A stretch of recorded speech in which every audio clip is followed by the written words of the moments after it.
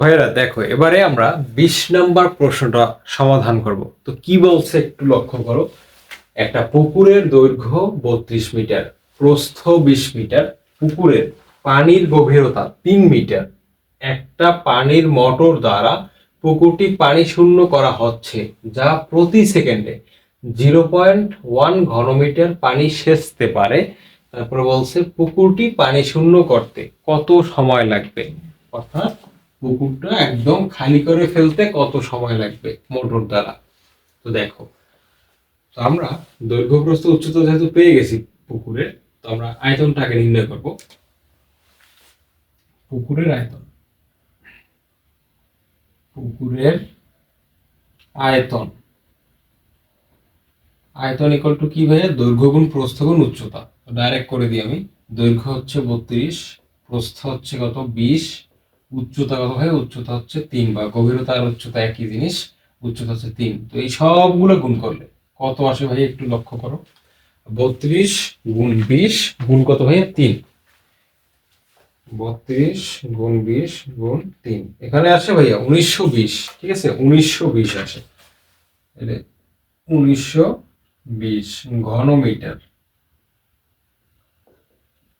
1920 ঘনমিটার। এবার দেখো, পুকুরের আয়তন কত? 1920 ঘনমিটার।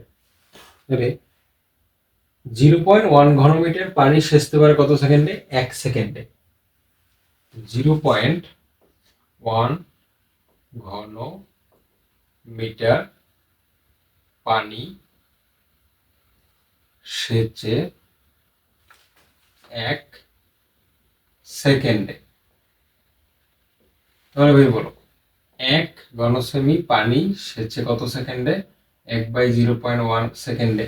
অতএব আমাদের কত ঘনসেমি পানি সেচা লাগবে? 1920 ঘনসেমি পানি। 1920 ঘনসেমি পানি সেচে 1 ইন্টু 1920 ডিভাইডেড বাই 0.1। তাহলে রেজাল্টটা কত পাওয়া যায় দেখো।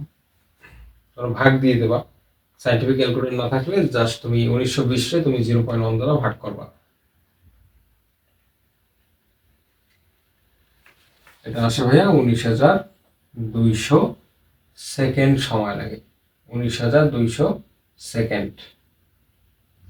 তো এটারে তুমি চাইলে মিনিটে নিতে পারো 60 দিয়ে ভাগ করে, আবার 60 দিয়ে ভাগ করলে তুমি ঘন্টায় নিতে পারো।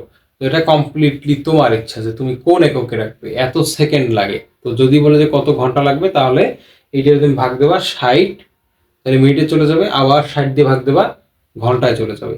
আশা করি ব্যাপারটা তোমরা বুঝতে পারছো। তো ভাইয়া, এরই মাধ্যমে কিন্তু আমাদের 20 নাম্বারটাও শেষ হয়ে গেল।